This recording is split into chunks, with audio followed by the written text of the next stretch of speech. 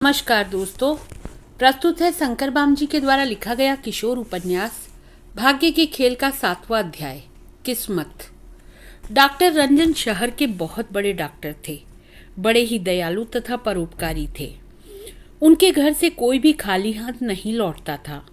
उनका रहने का बंगला भी बहुत आलीशान था। बंगले के बाहर फूलों का बहुत ही सुंदर बगीचा था। पहले तो लता को इस शान शौकत और अमीरी में घुटन सी हुई, क्योंकि प्रारंभ से ही वह गरीबी में पल रही थी। पर धीरे धीरे अपने नए मालिक के दयालु और स्नेहपूर्ण स्वभाव तथा सगे माँ बाप से भी बढ़कर लाड प्यार ने उसके तमाम संकोच दूर कर दिए और वह उस अमीर परिवार में घुल मिल गई। डॉक्टर रंजन तथा श्रीमती कमला अपने दोनों बच्चों से अधिक लता का ख्याल रखने लगे। उन्होंने उसकी सारी झिझक खत्म कर दी। उसके लिए घर में सहूलियतें जुटा दी। डॉक्टर साहब ने राजू मीना के स्कूल में ही उसे भी पढ़ने भेज दिया। लता राजू तथा मीना से 2-3 साल छोटी थी, लेकिन उन दोनों बालकों से अधिक तेज थी। राजू 5वीं कक्षा में पढ़ता था, मीना 4थी कक्षा में, पर स्कूल के अध्यापक ने लता को 6ठी कक्षा में दाखिल कर लिया। डॉक्टर रंजन ने अध्यापक से लता की प्रशंसा सुनी तो दंग रह गए। 2-1 मास के भीतर उन्होंने इस बात का अनुभव किया कि लता हर बात में और हर विषय में बहुत तेज है। उसमें बहुत समझ है। साथ ही उसका स्वभाव भी बड़ा नम्र और विनयी है। वह सदा हंसमुख रहती है। उसकी आदतें भी कितनी अच्छी हैं। लता के इन तमाम गुणों ने पति पत्नी का मन मोह लिया। उन दोनों के दिल में लता के लिए अपनी संतान से अधिक अपनत्व और प्रेम हो गया। यह मात्रा उस दिन और भी बढ़ गई जिस दिन स्कूल का वार्षिक परीक्षा परिणाम घोषित हुआ। राजू मीना बड़ी कठिनाई से किनारे पर पास हुए, लेकिन लता ने हर विषय में 87% अंक प्राप्त कर स्कूल का पिछला सारा रिकॉर्ड तोड़ दिया। यह सुनकर डॉक्टर साहब की खुशी का ठिकाना न रहा। वो फूले न समाये। लता को अपने पास लेकर बोले, बेटी मैं तुम्हारी पढ़ाई से बहुत खुश हूँ। आज तुमने मेरा शीश गर्व से ऊंचा उठाया है। बोलो तुम्हें क्या इनाम दूं? जो चाहे मांग लो, मुंह मांगा इनाम दूंगा। लता ने पिता के चरण छुए और कहा, आपका दिया सब कुछ तो है मेरे पास। आपने मुझे किसी चीज की कमी महसूस नहीं होने दी है। यह क्या कम इनाम है? मुझ गरीब को आपने अपने दिल में जगह दी, मुझे अपनी ही संतान माना। इससे बड़ा सौभाग्य और क्या होगा? लता के मुख से इतने मंजे हुए विचार सुनकर डॉक्टर साहब और भी गदगद हो उठे। उनकी आंखों में आंसू आ गए। बोले, बेटी कुछ तो मांगो, नहीं तो मेरा दिल टूट जाएगा। लता मंद मंद मुस्कुराती हुई बोली, आप नहीं मानते तो मांगती हूँ। आंखों में आंसू उछालकर वह कह उठी, मेरा बसंत भैया मुझे अभी तक नहीं मिला। उसे ढूंढ कर दीजिए, वह भी मेरे साथ रहेगा। बहन भाई के तीव्र तथा उत्कट प्यार को देख डॉक्टर साहब का दिल भर आया। उसके सिर पर हाथ फेरकर बोले, तू चिंता न कर बेटी, तेरा भैया तुझे जरूर मिलेगा। मैं उसे ढूंढ कर ले आऊंगा। डॉक्टर साहब के सामने सारा चित्र पल भर में घूम गया। उसकी व्यथा को समझकर बोले, बेटी होनी बड़ी बलवान होती है, वह होकर ही रहती है, लेकिन मैं समझता हूँ अब उसके भी अच्छे दिन आ गए हैं। वह जरूर मिलेगा। मैं आज ही अखबार में उसका विज्ञापन देता हूँ। कहकर वह अस्पताल चले गए। फिर लता माँ से घुल मिलकर पढ़ाई के बारे में बातें करती रही। दूसरे ही दिन नगर के प्रमुख अखबारों में बसंत के बारे में निकला। उसमें उसका हुलिया, रंग आदि का ब्यौरा छपा था।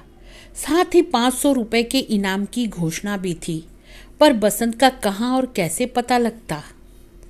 उसने तो अपना नाम ही बदल लिया था। सिर के बाल उतर जाने से उसकी शक्ल सूरत भी काफी बदल गई थी। लता अपने भाई के इंतजार में उसकी याद दिल में बसाए दिन गिनती रही। मीना उससे सगी बहन की तरह बर्ताव करती थी। उसके गुणों पर उसे कभी जलन न होती, वरन उसके साथ रहकर वैसा ही बनने का प्रयत्न करती और खुश रहती। लेकिन राजू को जाने क्यों उससे नफरत थी। वो हर बात पर उससे झगड़ता था, पर लता थी कि कुछ न बोलती और शांत रहती थी। उसका यह झगड़ा मीना अपने ऊपर लेकर राजू से निपट लेती।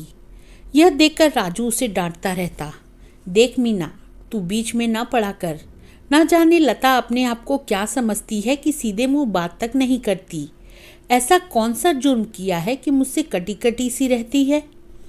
इस पर मीना उसे जवाब देती, तुम तो बिल्कुल बुद्धू हो राजू। इतने दिन लता बहन को यहाँ आए हो गए, लेकिन उसके स्वभाव का अभी तक तुझे पता नहीं चला। बड़े अफसोस की बात है। अरे पागल, लता तो अबोली है, अबोली।